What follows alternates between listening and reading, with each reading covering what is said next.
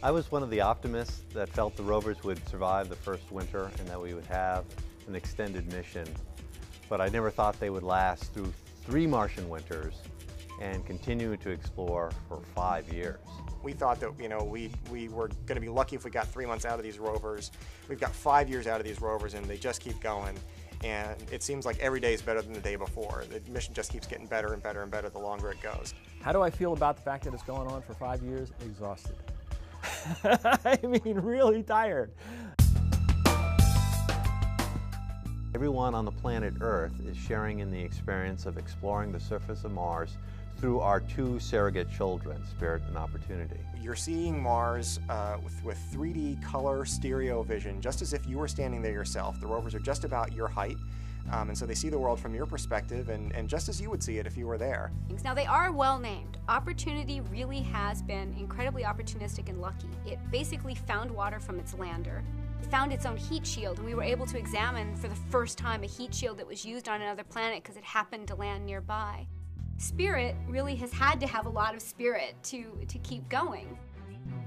When we're hit by dust storms, we get cleaned off, and that's what's enabled the rover to survive this long. When we broke the right front wheel, we've made one of the major scientific discoveries. By dragging this wheel behind us, we're digging this trench, and we're seeing what's under the surface, and what we're finding everywhere we look are these salts and minerals like silica and sulfur that had to have been put there by hot water. This last winter, when we had to park for more than 9 months in the same location because we just didn't have enough power to drive, the one thing we could still do was take pictures. And we did take, over the course of many, many weeks, sort of 1 frame at a time, this beautiful, high-resolution, full-color image of the location around Spirit. And it's one of the most detailed, highest resolution images we've ever taken from the ground.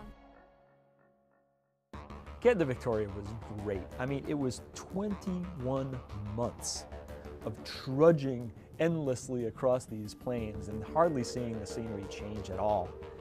I mean, Victoria's out there. We've got the orbital images, we know where it is, we know how far it is, we were measuring distance to the nearest meter.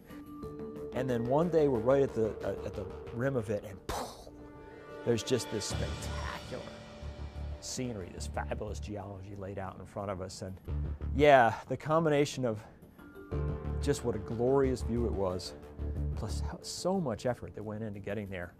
Pulling up to the rim of Victoria was, to me, one of the really special moments in the whole mission. One of the most memorable and poetic images from the entire mission is an image that Spirit took of the Earth. It was the very first picture that has ever been taken of the Earth from the surface of another planet. Earth is the evening star. Mars is such a complicated place, and these are such capable vehicles, that there will never come a time when we're done.